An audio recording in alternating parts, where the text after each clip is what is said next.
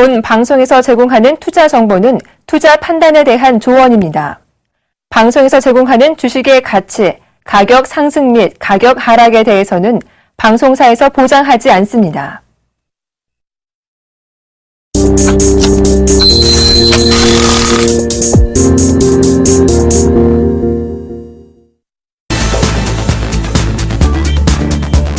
안녕하십니까, 남원호입니다. 예, 안녕하십니까. 막상막하 투맨쇼의 예병군 멘토입니다. 예병군 선생님하고 저하고 투맨쇼 처음입니다, 그죠? 예, 처음. 우선 예. 반갑고요. 오늘 좋은 시간 한번 만나보겠습니다. 뭐 포옹이라도 한번. 우리 예병군 선생님 혹시 결혼하셨어요? 예, 결혼했습니다. 애가 둘입니다. 그렇군요. 예. 결혼을 하면 부부가 닮는다는 이야기 많이 하잖아요. 그 이유가 유전자가 비슷한 상대를 찾는다고 합니다. 그런 얘기 들어보셨어요? 저는 집사람하고 유전자는 좀 다른 것 같은데. 안 닮았어요? 예, 조금 닮아는 가는 것 같습니다. 예. 저는 이 닮아가는 이유를 네. 식성에서 좀 많이 찾는데요. 식성이요? 예. 아무래도 좋아하는 음식을 좀 많이 같이 먹다 보니까. 네. 뚱뚱해지는 것도 좀 같이 뚱뚱해지고, 네. 마른 것도 좀 같이 마르는 그런 성향이 좀 있는 것 같습니다. 그래서 닮아가는 건가요? 그러면 우리 이런 것도 한번 닮아가 볼까요? 우리가 목표로 하는 수익률 상승 전부 다 동일한 목표잖아요. 그러면 다 같이 수익률 상승의 얼굴로 싹 바뀌는 거. 이런 그거 좀 좋은데요. 그렇죠. 예, 예. 우리 수익률 상승을 위해서 막상막하 투맨쇼 멋지게 시작하도록 하겠습니다.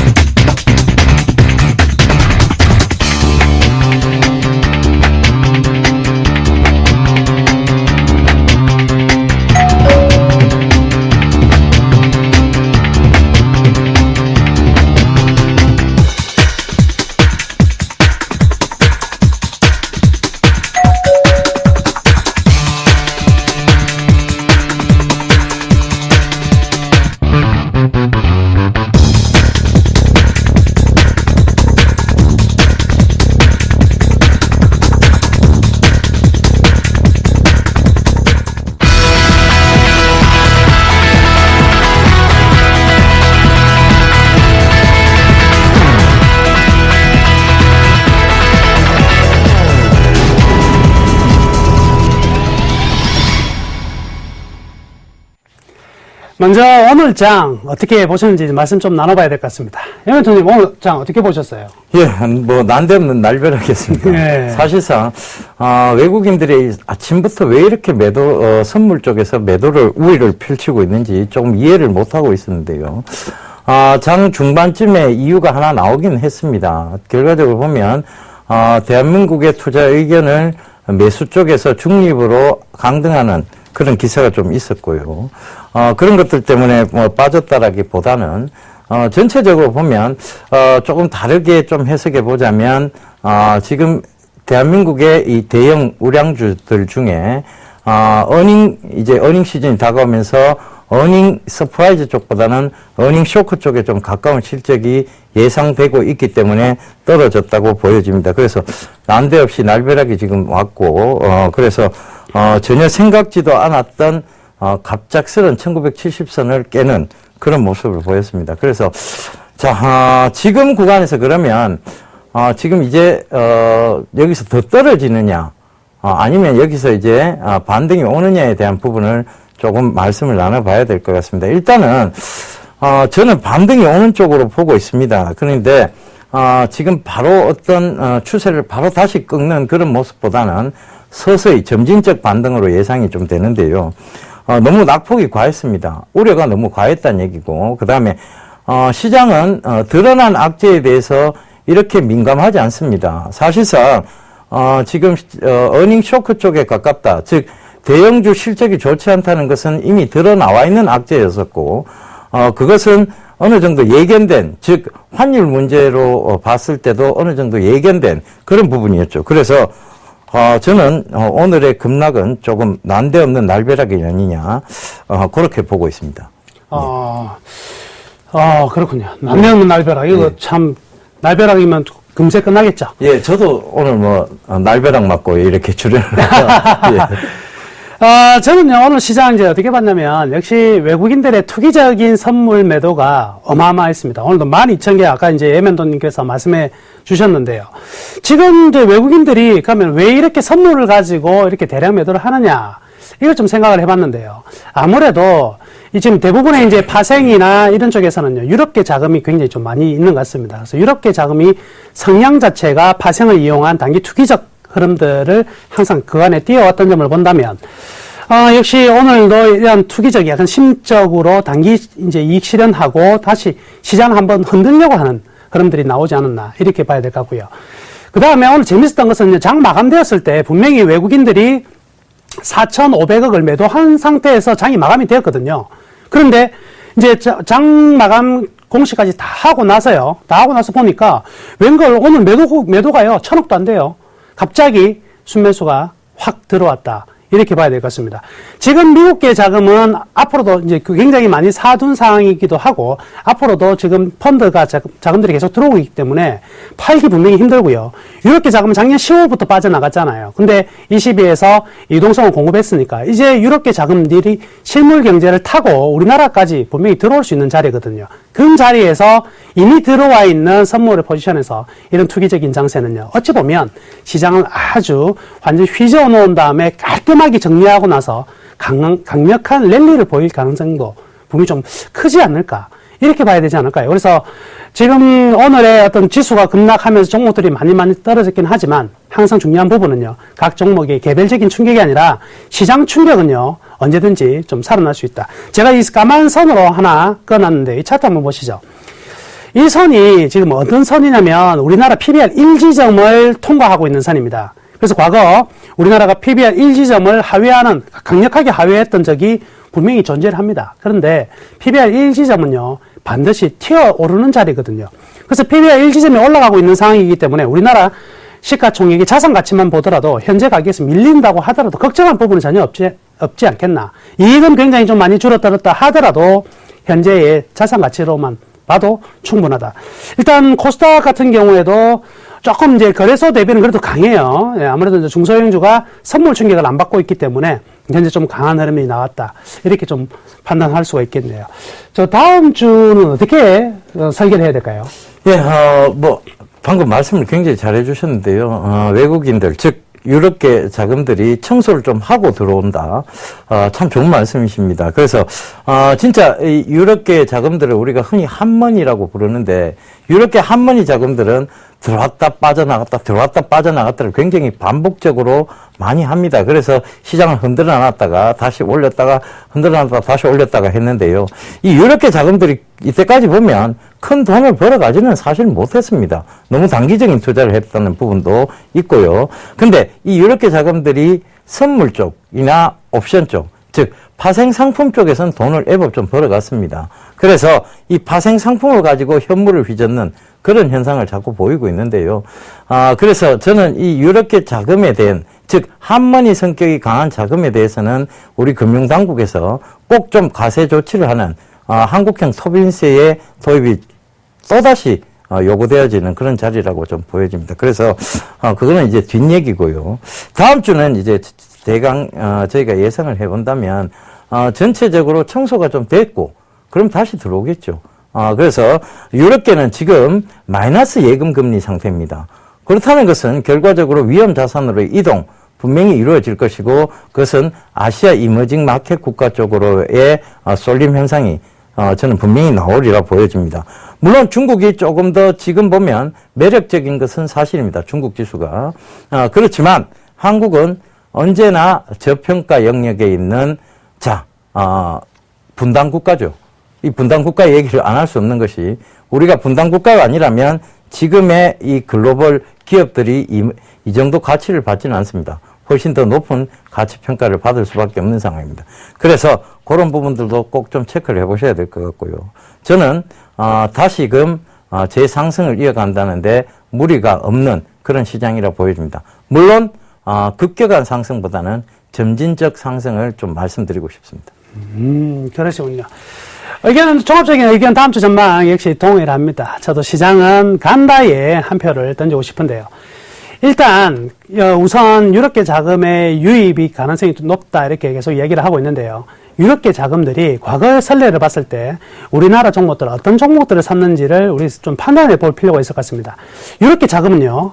유럽으로 인해서 경기가 살아나는 중국을 굉장히 선호하고요. 그리고 중국에 관련되어서 한국이 이익을 받는 기업들을 굉장히 선호합니다. 그래서 소재 산업재 위주로 유럽계 자금들이 굉장히 많이 들어왔다는 점을 본다면, 그렇다고 본다면 소재 산업재가 그래서 결국 뭐냐면 경기 민감주지 않습니까?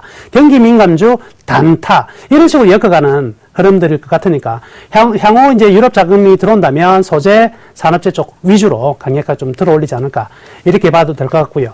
일단 외국인들 선물 투기적인 매매라 그랬으니까 한번 와장창 팔았으니까 충분히 이익 챙길 수 있는 공포감 이미 조성되었지 않습니까? 그렇기 때문에 다시 끄집어 올리는 환매수가 들어올 가능성이 굉장히 높다 이렇게 봐야 될 것 같고요. 이제 6월 말로 이제 접어드는데요. 윈도우 드레싱 효과 나타날 가능성이 굉장히 높은 것 같습니다. 왜 그러냐면 지난 2011년 이후에 주식해공 펀드로 들어온 자금이 12조 5천억 정도가 들어왔어요. 그게 작년 10월에서 8월장에서 10월 올라가는 동안에 대부분 소화가 많이 되면서 한 8조 5천억 정도 남았었고요. 올해 지금 장세 2,000포인트를 몇 번 노크를 하면서 결국 지금 어느 정도 남았냐? 7천억 정도밖에 남지 않았습니다. 즉 주식형 환매에 대한 부담금 전혀 없는 상태에서 오늘 자, 이 그림을 한번 보시면은요. 투신이 지금 이틀 연속 거래소와 코스닥 순매수로 전환이 되었다. 여기서 의미를 두어야 될 것 같아요. 특히 오늘 1,200억 정도의 투신이 매수를 보이는데 이거는 윈도우 드레싱 효과와 개인들의 투심 안정 그리고 펀드의 환매에 대한 우려가 거의 사라졌다는 것을 의미하는 것 같습니다. 그래서 투신에 가세하고 외국인들이 팔지 않는 그런 흐름이 다음 주에도 나온다면 시장은요 역시 강한 반등이 나올 수 있는 자리가 분명히 존재하지 않을까 이렇게 판단하도록 하겠습니다. 예, 제가 시장 마치고 네. 이렇게 조금 전체적인 기사 검색을 좀 많이 해봤는데요. 네네. 이제 그 부분에 대한 문제들이 지금 계속 대두가 되고 있습니다. 네. 자, 이제 코스피 쪽에서 코스닥으로 옮겨 타야 되는 거 아니에요? 네. 또다시 또 많은 전문가들이 또 코스닥을 또 외치고 있거든요. 네네. 자, 이 부분에 대해서 좀 말씀을 나눠봐야 될 것 같습니다. 예. 저는 지금 뭐냐면 코스닥보다는 코스피 쪽에 약간 비중을 좀 더 실어야 된다. 이렇게 생각합니다. 왜냐면 지금 어찌 보면 코스닥이 장기적인 조정이 굉장히 길었어요. 그래서 2009년, 아직까지 2007년 고점도 전혀 올라오지 못했고, 한 5년 정도 박스권, 이렇게 장세를 벗어나지 못했는데요. 이거를 벗어나기 위한 전제 조건은요, 개인의 투심이 확실하게 살아나야 될 것 같습니다. 그래서 거래 대금과 거래량이 충분히 증가가 돼야 되는데, 그러기 위해서는 일단 종합주가 지수가는 좀 안전판 노릇을 하고, 전체적인 어떤, 주식 시장 자체가 상승한다.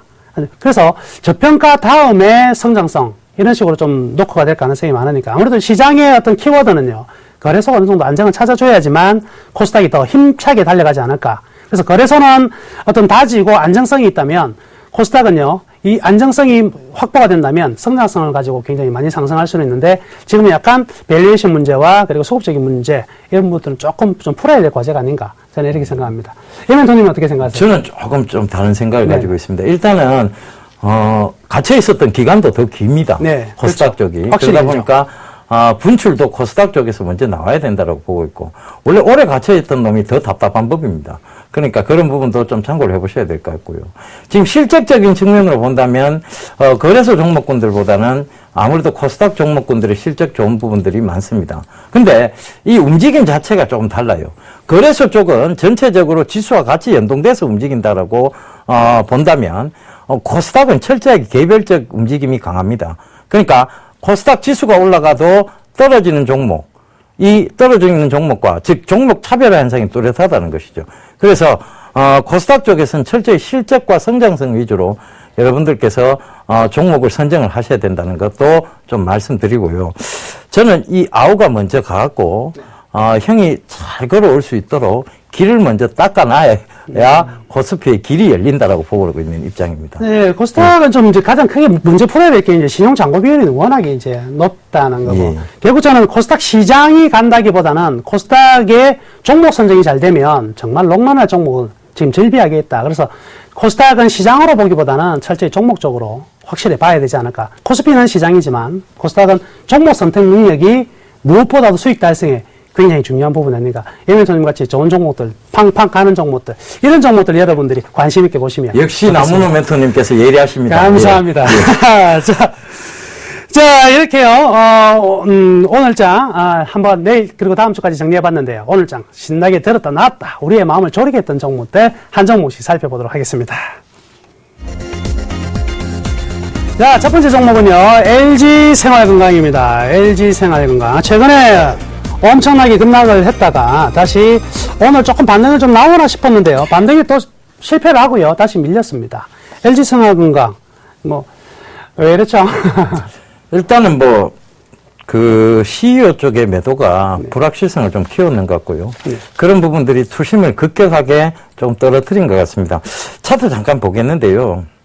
주봉입니다. 주봉으로 보면 굉장히 건전하고도 강한 회사였습니다.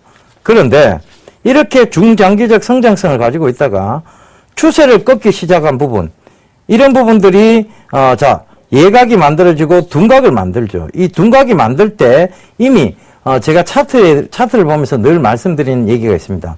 차트는 정보를 선점한 자들이 만들어 나가는 모양이라고 말씀드렸죠. 이 내부 관계적인 부분, 그리고 이 내부 관계에 대한 부분들을 아는 사람들이 먼저 차트 모양을 꺾기 시작했고요. 그 이후에 발표가 나온과 동시에 주가는 급락을 했습니다. 바로 투심이 냉각이 됐다는 얘기죠. 그런데 이 부분이 더 중요합니다. 거래량을 키운 장대 음봉이라는 것이죠. 거래량 굉장히 급격하게 많이 키운 장대 음봉입니다. 그러면 들 때도 만만치가 않습니다. 결과적으로는 매도 대기자들이 계속 존재할 수밖에 없습니다. 여기서는 바로 들기보다는 기간 조정이 더 나와야 된다고 보고 있고, 가격 조정은 크게 많이 나올 자리대는 아닙니다, 사실상. 그래서 지금 들고 계신 분이라면 조금 더 보유를 하시는 게 저는 맞다라고 보는 입장이고요. 이 앞부분에서 보면 강한 저항대로 자리 잡았던 이런 구간대가 이 저항이 돌파가 되면서, 그죠? 지지대를 형성했었습니다. 그러니까 이 부분이죠. 이 부분들 체크해 보신다면 지금 이 지지대 하단 구간까지 내려와 있고, 그렇다면 조금 더 들고 가보시는 전략이 맞다라는 거 강조드리면서요. 우려가 가도하면 희망, 기대도 다시 생기는 법입니다. 그 점도 꼭 좀 참고하셨으면 좋겠습니다. 네, 아무래도 이제 부회장 차석용 씨의 대량 매도로 투심이 급격히 냉각됐습니다. 투신이 팔고 외국인이 팔아도 무서워하는 개인인데 부회장이 팔았으니까 얼마나 두렵겠습니까? 마구마구 던지는 모습이 나타났었고요. 단기적으로 이제 투심이 약화된 부분은 이러한 매도 플러스 아무래도 이 국내 화장품 업계 자체가 어느 정도 성장성이 이제 제한이 되어 있기 때문에 해외로 진출을 해야 되는데 발빠르게 해외로 진출했던 이 소형 화장품사 같은 경우에는 이익을 많이 내고 있는 과정이지만 LG생활건강 같은 경우에는 규모가 작은 게 아니죠. 한번 했다 하면 무지하게 크게 해야 되니까 여기에 따른 분명히 리스크도 좀 같이 나오면서 심리적인 충격이 좀 과하지 않았나 이렇게 볼 수가 있겠습니다. 지금 추세가 전반적으로 투심이 약화되어 있는 상황이고 매수세보다는 매도세가 많은 상황이기 때문에 적정 주가보다는 지금 하회하는 흐름이 나타나고 있는 상황이긴 하지만 분명히 2분기 실적, 3분기 실적 계속적으로 기관들은 우상향의 어떤 데이터들을 예측하고 있는데요. 그렇기 때문에 주가가 이러한 돌발적인 변수 때문에 하락하긴 하지만 가지고 계신 분들은요, 지금 가격에 매도하실 필요는 없을 것 같습니다. 추가적으로 강하게 올라가지는 않더라도요, 기본적인 자기의 적정한 밸류에이션까지는 47, 8만 원 정도까지는 빠른 회복이 가능할 것 같으니까요. 일단 보유 좀 더 하셨다가 그 정도 가격에서 다시 한번 재검토하는 게 좋을 것 같네요.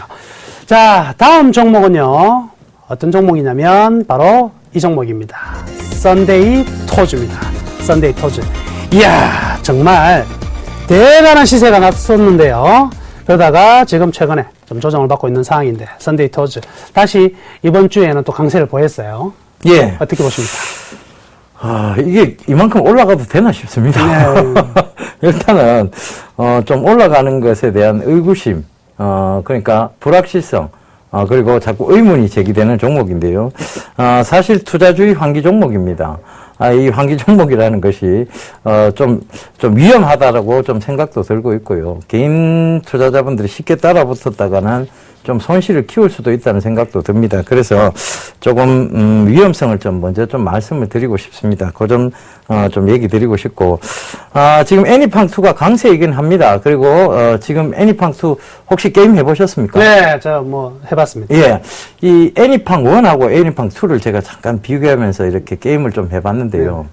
애니팡2는 이 현금을 쓰게끔 자꾸 유도를 하더라고요. 네, 맞아요. 그러니까, 일단, 어떤 단계를 계속 올라가기 위해서는 그 현금을 쓰게끔, 그런 만드는 장치들, 그런 것들이, 호객성, 장치들. 후코지. 예, 그런 것들이 많아서 아마 그런 부분들이 조금 반영이 되고 있는 것 같습니다. 그래서, 요런 것들이 반영된다고 해서 주가가 좀 너무 과하게 올라가도 이만큼 올라가도 되나 싶을 정도로 많이 올라갔다는 게 좀 문제가 될 것 같습니다. 그래서, 지금 혹시 보유하고 계신 분이라면, 익절가를 잘 잡고 가시면 될 것 같고요.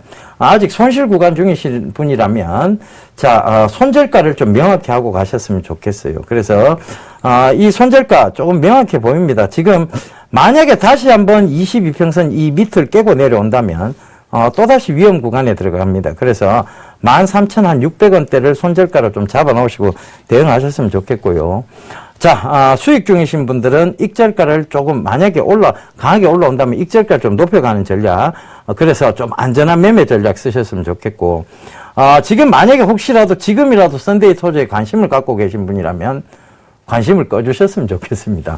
왜냐하면, 좋은 종목은 얼마든지 많습니다. 그런데 굳이 투자주의 환기 종목에 여러분들이 투자하실 필요는 없으리라 판단이 됩니다. 나무늘 멘토님도 그렇게 생각하십니까? 예, 뭐 저도 이제 애니팡하고 애니팡을 뭐 좋아하긴 하는데요. 참 애니팡2가 정말 돈을 잡아먹는 기기이긴 해요. 저는 뭐 참고로 한 번도 게임 머니를 사본 적이 없어서 이 게임 업체로부터는 별로 좋은 소리를 아마 못 들을 것 같은데 이 주가가요. 전혀 이제 기대치가 굉장히 많은데 이거 하나 생각해 봐야 됩니다. 게임이 있잖아요. 우리 한 게임 같은 거 보면 뭐 바둑도 있고 장기도 있고 굉장히 많잖아요. 거기서 하나 히트치고 하나 실패하는 거는 기업의 리스크가 없어요. 근데 썬데이 토즈 같은 경우에는 only 하나죠. 4천성 잘 나간다 하더라도 애니팡2가 답니다. 근데 이 게임을 계속 하다 보면 이제 이탈하는 사람들이 생기기 시작했어요. 아이템을 안 쓰면 도저히 게임이 진행이 안 되는 거죠. 그러니까 실망하는 이 게이머들이 등장하기 시작했고, 만약에 이 다음 차례가 중요한데 다음 차기작이 실패한다면 급격한 리스크로 떨어집니다. 물론 이 정도 선에서 기업을 팔았죠. 잘 팔고 나간 사람이기도 하고, 결국 이제 기대감은 중국 진출과 그리고 이제 북미까지 진출하겠다는 내용인데, 우리나라 성향하고 중국 성향 다를 수 있습니다. 만약에 거기서 일정하게 기대했던 만큼 안 나온다면은요, 주가는 다시 본질 가치로 떨어지게 될 것이고, 그러면은요, 그냥 거의 갈피를 지지점을 찾기가 힘들 정도의 하락도 충분히 가능하다. 이 악담이 아니고요. 항상 본질적인 가치를 생각하면서 가야 될 것 같습니다. 지금은 무슨 파동이냐? 극단적인 초고평가에서 분명히 물린 놈들이 있어요. 물린 세력들이 존재한다. 잔챙이 세력이라고 할 수 있는데, 걔네들의 되돌이 파동 정도밖에 저는 보이지 않습니다. 그래서 여기에서의 끝단, 물론 2만 원이 가든지 그 이상 가든지는 모르겠습니다. 근데 끝은요, 굉장히 좋지 않습니다. 잔치상을 차려놓고 맛있게 파티를 끝냈습니다. 이제 여러분들이 그 안에서 참여해서 국수라도 얻어먹기 위해서 들어갔다면 설거지만 하고 나와야 돼요. 절대적으로 위험한 종목이다. 이렇게 말씀해 드리겠습니다. 투자, 신규 매수 절대 불구하고요. 가지고 계신 분들 매도 타이밍 잘 잡아가셔야 된다. 이렇게 말씀해 드릴게요. 자, 세 번째 마지막 종목입니다. 세 번째 종목은요, 다음입니다. 다음. 요즘 최근 굉장한 이슈를 보이면서 오늘 급격히 상승했었는데요. 다음은 어떻게 되는 거예요? 예. 나무늘 멘토님께서 하신 얘기가 기억이 납니다. 네. 다음 잘 오르던데요. 제가 이렇게 얘기를 하니까, 카카오톡 합병 이후에요. 나무늘 멘토님께 얘기를 하니까 나무늘 멘토님께서 이런 얘기를 해주셨습니다. 다음은 다음에 살려고 했는데, 예. 다음에 살려고 했는데, 급격히 올라버렸다라고 얘기를 했는데, 그렇죠. 다음은 꼭 오르고 난 다음에, 다음에 살려고 했는데라는 후회를 주는 종목인 것 같습니다. 다음이 급격하게 오르고 난 다음에 조정이 들어왔습니다. 횡보를 쭉 하길래, 요거 조금 횡보가 끝나면서 좀 들 때, 다음에 사야지라고 생각했는데 결국은 다음에도 못 살 만큼 오늘 급등이 좀 나와버렸습니다. 이유는 일단 카카오톡하고의 합병된다는 부분, 그 부분에 대한 가치가 재부각이 되고 있는 것 같고요. 이 카카오톡하고 합병이 된다면 지금 라인 잘 나가고 있는 라인을 가지고 있는 네이버하고 동등한 수준까지 올라가지 않겠느냐에 대한 기대감이 같이 부과가 됐습니다. 그런데 라인은 외국 쪽에서 강하고요. 카카오톡은 국내에서 좀 강합니다. 그 점을 좀 참고해 보신다면 조금 해답이 좀 될 수 있을 것 같고, 또 하나는 다음에 어떤 검색 사이트가 네이버보다는 조금 떨어지는 것이 사실입니다. 네이버는 굉장히 준비를 많이 했었죠. 지식인이라든가 이런 부분들이 굉장히 준비를 많이 하면서 포털로서는 이제 대표적 대명사가 돼버렸는데요. 다음이 그걸 지금 유저들을 뺏어오기가 이 카카오톡만으로 뺏어오기는 조금 무리가 아닌가 싶습니다. 그런데 주가는 언제나 기대감으로 가게 되어 있습니다. 성장성에 대한 기대감. 제가 봤을 땐 추가 상승 충분히 가능하다고 보여지고요. 차트상 기술적 분석상으로도 보면 10만 9천 원대 자리만 뚫으면 결국은 13만 원대 자리 이 부분까지 좀 무난히 갈 수 있지 않겠느냐는 생각이 좀 듭니다. 그래서 10만 3천 즉 이 10만 원대 요 자리죠. 지금 11만 천 원대 자리 요 자리대를 만약에 돌파를 강하게 하지 못하고 밀린다면 다시 밑에서의 재매수 구간을 노려봐야 될 것 같고요. 만약에 들고 계신 분이라면 이때 밀릴 때는 매도 타이밍으로 잡으셔야 될 것 같습니다. 그 점 꼭 좀 참고하시면서 대응하시면 될 것 같은데. 다음에 사신다고 하셨는데 혹시 매수하셨습니까? 못했습니다. 예, 역시 다음에 사셔야 돼요. 예, 다음 기회에 사도 될 것 같은데요. 저는 예전에 세미나나 강의 같은 거 하면서 농담으로 이런 얘기를 했습니다. 다음이 만약에 이름이 처음이었으면 어땠을까?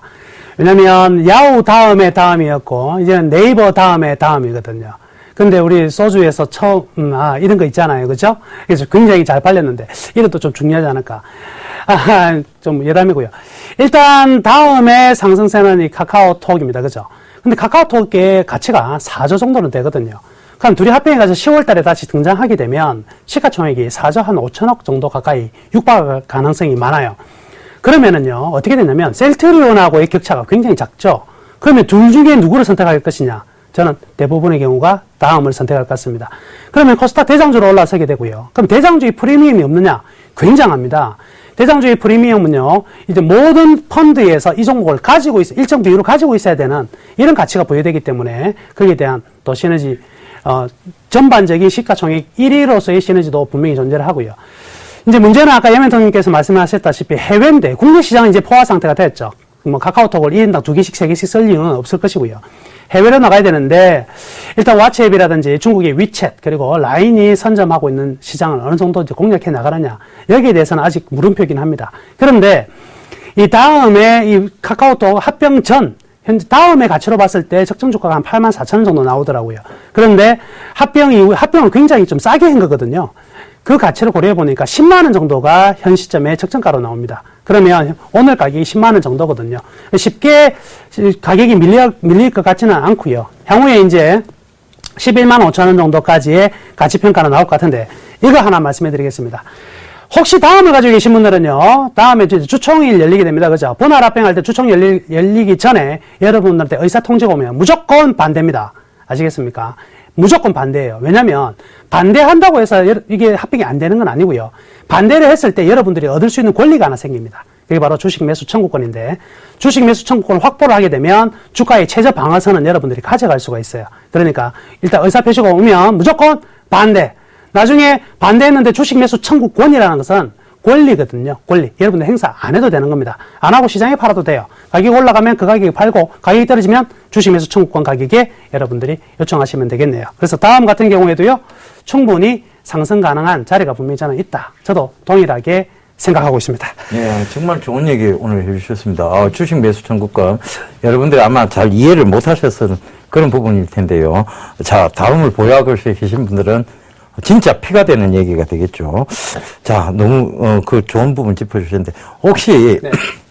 카카오톡에 보이스톡 이거 한번 써보셨습니까? 네, 저는 보이스톡 어떻게 써봤냐면, 네. 단체 보이스톡이 좋아요. 아, 단체 보이스톡. 이제, 예. 5명씩, 6명씩 저희가 이제 운전을 하고 가다가 어떤 길을 잊어버렸다. 그랬을 때 다 어디 있느냐, 밥 먹으러 안 오냐, 이럴 때 단체 톡을 할 수 있거든요. 그러면 여러 명이서 같이 이제 통화를 할 수 있어요. 이 기능은 굉장히 좋더라고요. 예. 저는 보이스톡에 대해서는 좀 실망을 좀 많이 네, 한 네, 편이었거든요. 네. 그런데, 단체 보이스톡 또 꼭 한번 써보도록 네, 해보겠습니다. 그건 굉장히 좀 예. 매력이 있어요. 예. 그래서 저는 보이스톡이 너무 실망스러워서 이 네이버의 라인 네. 이 부분을 과연 어떤 시장 점유율을 좀 뺏어 먹을 수 있을까에 대한 의구심을 많이 가졌었거든요. 네네. 예. 단체 보이스톡이 된다면 충분히 그런 부분도 좀 가능하리라 보여집니다. 근데 음질은요, 굉장히 많이 떨어지긴 합니다. 근데 예. 어쨌든 LTA가 이제 세배 빠른 게 이제 본격적으로 열렸지 않습니까? 나중에 이제 통신의 기술, 데이터 전송 속도가 빨라지게 되면 그런 것도 좀 나아지긴 하겠죠. 네. 예, 좋은 말씀 감사합니다. 네, 감사합니다. 지금까지 오늘장 특징주에 대해서 살펴보았고요. 이제부터 멘토들의 수익률 점검 한번 해봐야 되겠죠. 화면으로 수익률 보시도록 하겠습니다. 6월 20일 금요일 막상막하 투맨쇼 포트폴리오 수익률 확인해 보겠습니다. 먼저 남은우 멘토의 포트폴리오입니다. 지난 13일 현대증권 종목 매도 의견 주셨죠. 그 다음날 시초가인 5,870원에 매도 확정 처리됐습니다. 여기에 풍산 종목을 포트폴리오 신규 종목 편입 준비로 월요일장 시초가에 매도 의견 주셨으니까요. 전략에 참고하시기 바랍니다. 이번엔 포트폴리오 수익률 베스트입니다. 오늘장 수익률 베스트 먼저 2위부터 확인해 보겠습니다. 조민규 멘토 유닛 테스트가 22.4%로 2위를 기록하고 있고요. 3위와 4위는 정재훈 멘토가 모두 차지했습니다. YB로드가 14.9%로 3위를, 율베스가 12.2%로 4위를 기록하고 있습니다. 5위는 정동훈 멘토의 컴투스가 11.2%를 기록하고 있습니다. 그렇다면 오늘장 막상막하 투맨쇼 수익률 베스트 1위는 과연 누가 차지했을까요? 정동훈 멘토의 테크윙이 24.2%를 기록하며 1위를 기록하고 있습니다. 이번엔 누적 수익률 베스트입니다. 1위는 정재훈 멘토가 차지했습니다. 누적 수익률이 또다시 100%를 넘어서 106.3%를 기록했고요. 조민규 멘토가 65.1%로 2위를, 정동훈 멘토가 54.9%로 3위를 기록하고 있습니다. 마지막으로 막상막하 투맨쇼 명예의 전당입니다. 정재훈 멘토의 삼화 네트워스가 84.1%로 금메달을 획득한 모습이고요. 예병군 멘토의 바텍이 26.2%로 은메달을 획득하며 명예의 전당을 빛내고 있습니다. 여러분들의 수익률을 책임지고 있는 막상막하 투맨쇼. 과연 다음 주장 포트폴리오에서는 어떤 순위 변동률이 생길지 멘토들의 다음 주장 수익률도 기대해 주시기 바랍니다.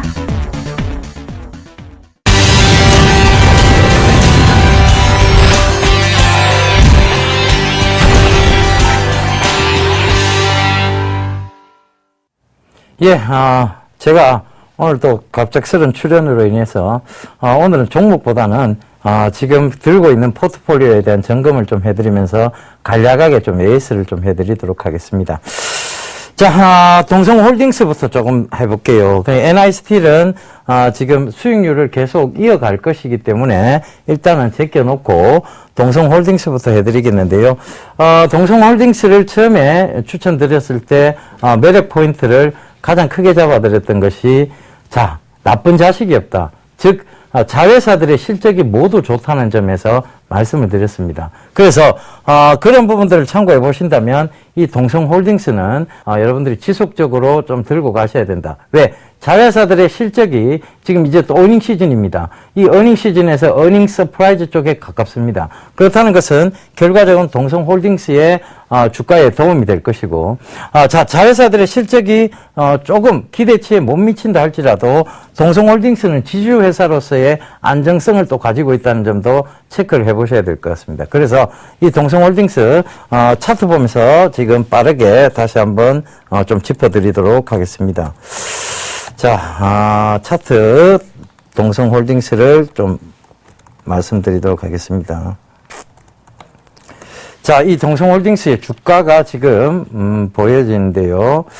자, 요거, 좀 빠르게 좀 체크를 해볼게요. 자, 동성홀딩스가, 지금 박스권을 뚫고 이제 올라오는 거죠. 그죠? 정확하게 말씀드리면, 여기서 박스권을 지금 뚫고 올라왔고요. 박스권 하단과 상단을 잘 기록하고 있다가, 이제는 그 밀리는 자리대를 뚫고 강하게 상승하고 있는 모습입니다. 지금 상승 이후에 약간의, 지금 횡보가 조금 나오고 있기는 합니다. 그런데 이 횡보 자리대는, 지금 어닝 시즌에 대한 약간 움츠린, 즉 개구리도 멀리 뛰기 위해서 약간 움츠리잖아요. 그죠? 그 자세라고 보시면 될 것 같고, 자, 주봉에서도 살펴보시면 주봉은 움츠린 모습이 아니에요. 이제 전 고점대를 향해 가고 있는 모습입니다. 그래서 제가 7,900원대 전 고점대 부근 거기까지 좀 설명을 드렸고요. 목표가를 7,900원에서 약간 낮은 7,880원까지 잡아드렸습니다. 그 점 꼭 좀 참고하시면서 대응을 하시면 될 것 같아요. 손절선 타이트하게 잡아드렸죠. 6,480원. 그 점도 꼭 좀 참고를 하시고요. 자, 그 다음, 자, 이제, 또 다른, 그 종목 AS 좀 해드리도록 하겠습니다. 바로, TK 케미칼입니다. TK 케미칼은 대구 경북에 있는 섬유 회사라고 좀 말씀을 드렸고요. 섬유 업황이 지금 업사이클링 쪽에 들어가 있습니다. 그러니까, 섬유가 지금 나쁜 게 아니고요. 업사이클링 쪽으로 돌아섰습니다. 그러니까 업황 자체가 좋아요. 그리고 TK 케미칼은 실적이 굉장히 좋은 회사입니다. 이 회사 이름만 들었을 때는 화학주라고 생각이 들 수도 있겠습니다만 화학주가 아니라 섬유 회사라는 거 반드시 참고를 하시고요. 중국에 지금 진출을 해서 거기에 대한 부분들도 여러분들 좀 참고를 해보셨으면 좋겠습니다. TK 케미칼은 여전히 주가가 좀 매력적입니다. 지금 유일하게 이 종목이 지금 제 포트폴리오에서 마이너스를 기록하고 있는데요.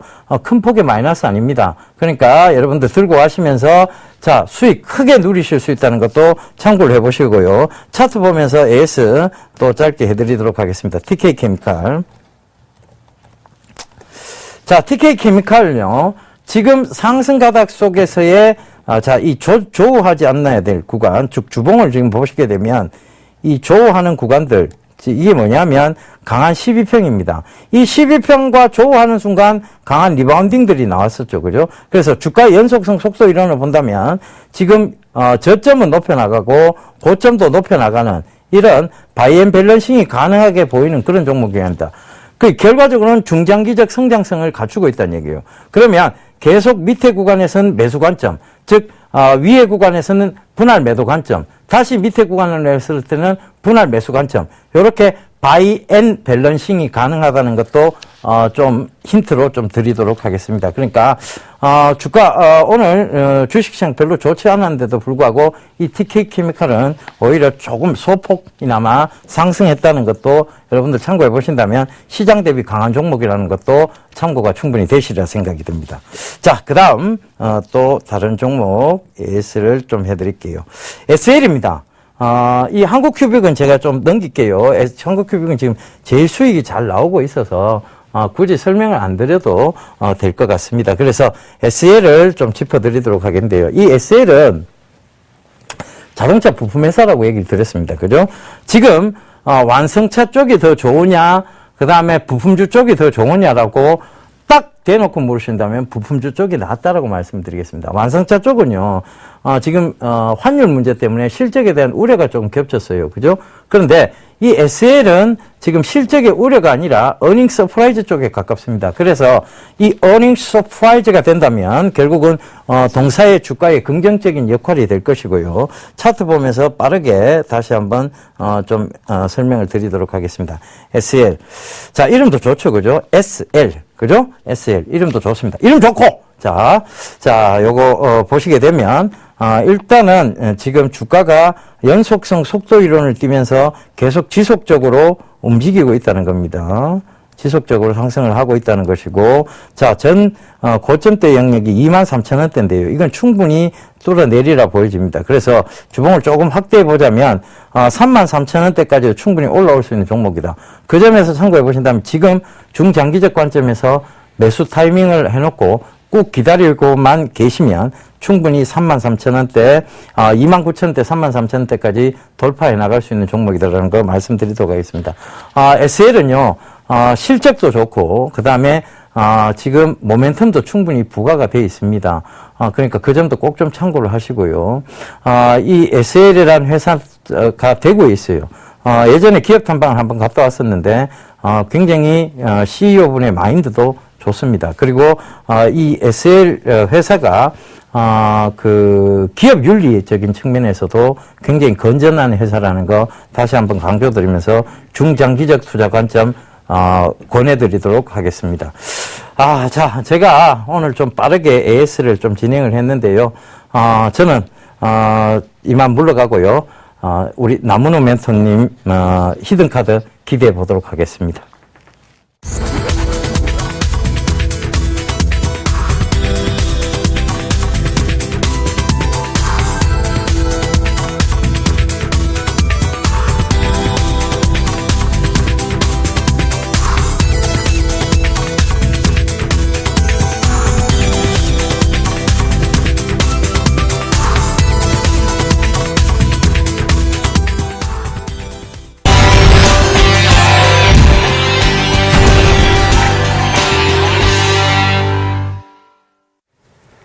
여러분들에게는 든든한 히든카드가 있습니까? 주식시장이 오르거나 말거나 얼마든지 올라갈 수 있는 나만의 히든카드 오늘 공개하도록 하겠습니다. 근데 공개하기 전에요, 제가 그간 추천해드렸던 종목들 하나씩 좀 살펴보도록 할게요.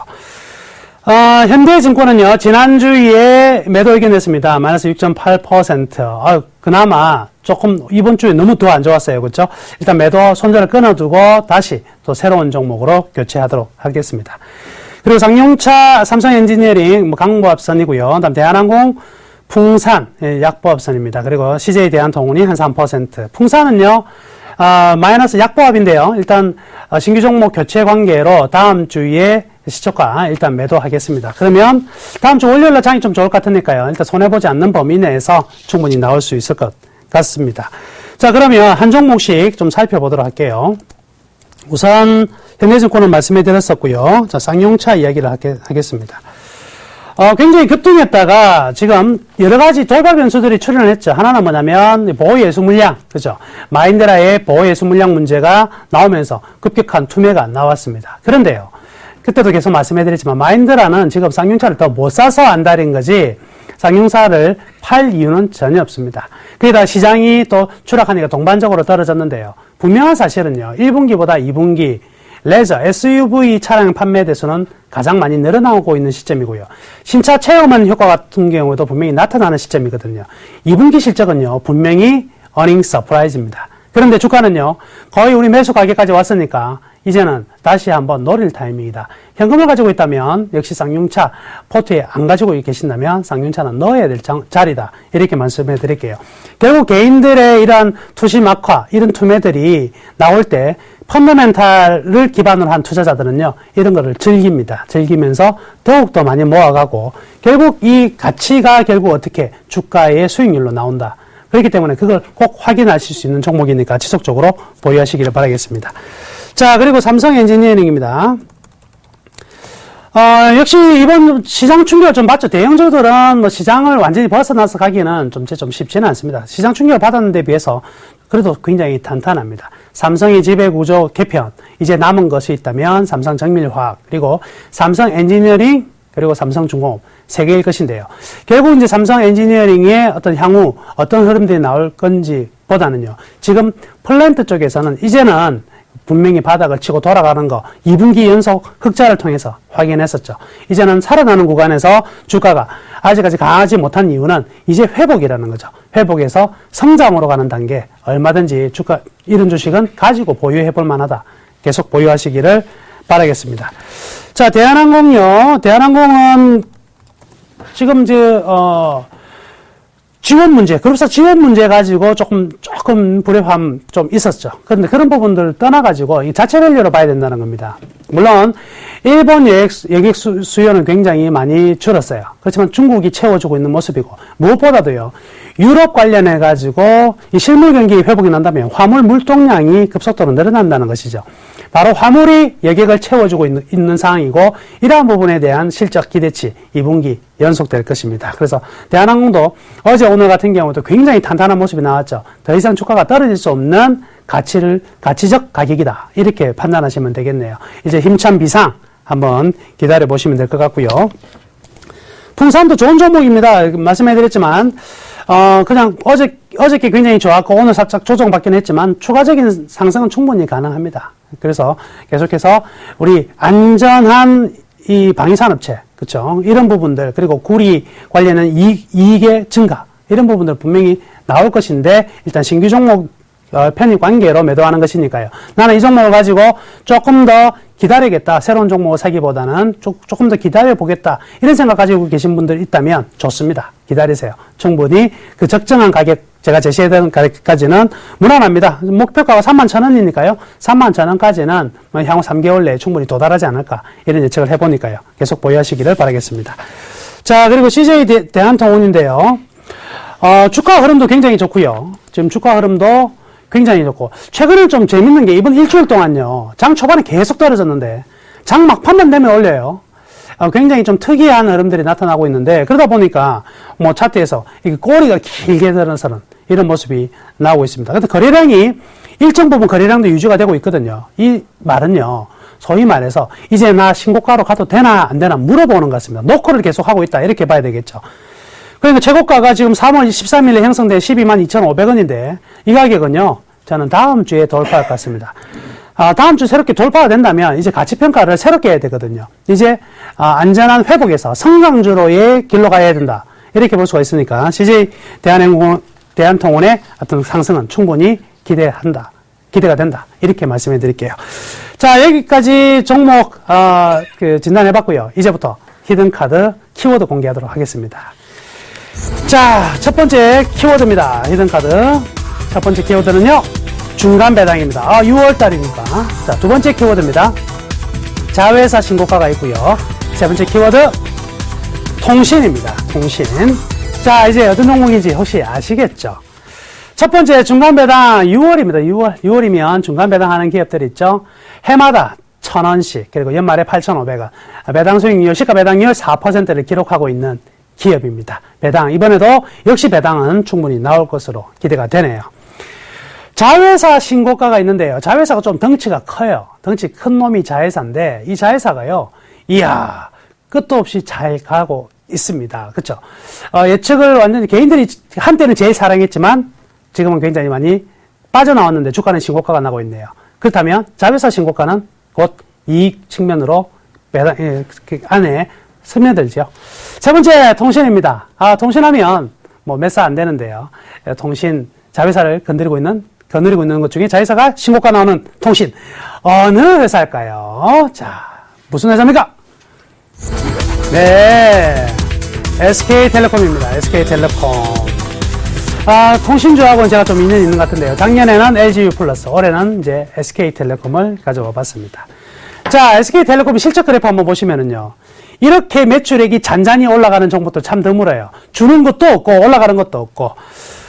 그렇지만 탄탄한 이익이 이제 증가될 수 있는 부분은 바로 이제 LTA가 이제 새로이 이제 ARPU 판매 단가가 올라가니까 여기에 대해서 이익이 개선되는 자리에 들어와 있다. 이렇게 봐야 되겠습니다. 일단요, 이번 영업정지 먹었음에도 불구하고 탄탄한 점유율이 계속 유지가 되었고요. 수익성도 유지가 되고 있습니다. 그리고 LTA 세계 최초로 상용화 들어가죠. ARPU 평균 판매 단가 상승으로 이익 개선될 것으로 보여지고요. 역시 SK 하이닉스의 지분 이익이 굉장히 크고요. SK 홀딩스의 지분 강화 가능성이 있는데 SK 하이닉스의 지분 가치만 보더라도요. 이번 하이닉스의 지분 가치 봤을 때 어느 정도 되냐면 이 SK텔레콤의 주가에서 약 한 46,900원 정도가 더 올라가야 된다는 거죠. 왜냐하면 SK 하이닉스의 주가가 올라갔기 때문에. 그러면 목표 가격보다는 이 4, 5만 원 정도 더 쳐줘도 된다. 근데 기관들의 컨센서스 목표가를 보시면 전부 다 매수 사인이죠. 중간에 보면 화살표가 매수 사인이고 목표가 주가는요 전부 다 25만원에서 30만원 언저리입니다. 근데 여기는 지금 SK 하이닉스의 지분 이익들이 안 들어가 있거든요. 그러니까 이 가격 정도는 가볍게 올 수 있는 자리가 아니겠는가 이렇게 볼 수가 있겠고요. 저희 밸류밴드는 벌써 이제 우상향 트렌드를 잡아가고 있습니다. 그래서 A 포인트가 최적의 매수 포인트 있는데요. 계속 이제 추세를 만들어내면서 B 포인트까지의 행진은 충분히 가능하다. 이렇게 볼 수가 있겠고요. 물론 추가 상승도 가능하지만 1차 목표는 B 포인트 정도까지 잡으시면 될 것 같습니다. 자, 매수 가격 바로 짚어드릴게요. 23만 7천 원입니다. 23만 7천 원. 다음 주 월요일 한번 공략해 보시고요. 목표 가격은 굉장히 보수적으로 잡았습니다. 1차 목표가 26만 5천 원 잡았습니다. 손절할 가능성은 거의 없겠지만은요. 그래도 손절가 제시하겠습니다. 21만 5천 원으로 손절가 제시할게요. SK텔레콤 성장성과 수익성, 안정성 모두 다 겸비한 종목이네요. SK텔레콤을 통해서 여러분들 수익 많이 내셨으면 좋겠다. 이런 바람을 가지고 말씀해 드렸습니다. 여기까지 남은 히든카드 SK텔레콤이었습니다.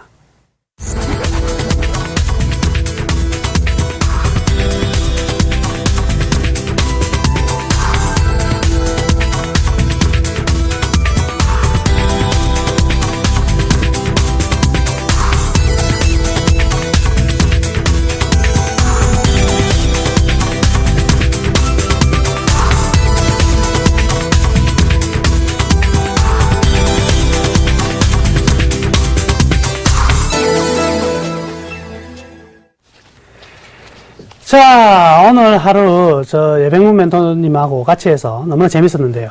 이번 주말에 뭐 하실 거예요? 예, 저는 주말에 강연회가 준비되어 있습니다. 바로 내일인데요. 여의도역 3번 출구로 나오시면 HMC 투자증권 지하 1층에서 정예사단이 출격을 합니다. 정재훈 멘토, 예병군 멘토가 여러분들께 바로 하반기 주도 섹터와 그리고 이제 어닝 서프라이즈, 어닝 쇼크에 대한 얘기들을 드리고자 합니다. 참가비는 무료고요. 그리고 신청은 현장 접수에서도 가능하니까요. 많이들 와주셨으면 좋겠습니다. 문의 전화 1577-7451로 전화해 보시면 됩니다. 남문희 멘토님은 주말에 뭐 하십니까? 저도 뭐 이제 좀 놀고 일요일 날 저녁에 무방을 합니다. 일요일 날 저녁 9시부터 10시까지 이제 무료 온라인 방송 하니까 샘플러스로 오시면 될 것 같은데요. 여러분들에게 제가 숙제를 내드리겠습니다. 중소형주 가치 투자는 무조건 내일 가셔야 되겠습니다. 그죠? 중소형주 가치 투자 종목 들으시려면 내일 반드시 가셔야 될 것 같고, 대형주 가지고 왜 이리 힘들지? 이러신 분들은요, 일요일 날 밤에 오세요. 그래서 제하고 1시간 즐겁게 보낸 다음에 월드컵 응원해야죠. 오늘 하루 여러분 굉장히 많이 알차게 전개됐습니까? 자, 우리 다음 주도 수익 많이 낼 수 있도록 힘차게 한번 응원 한번 하실까요? 예. 어떻게 할까요? 의리로 한번 하시죠. 네, 알겠습니다. 우리 막상막하 투맨쇼는 의리!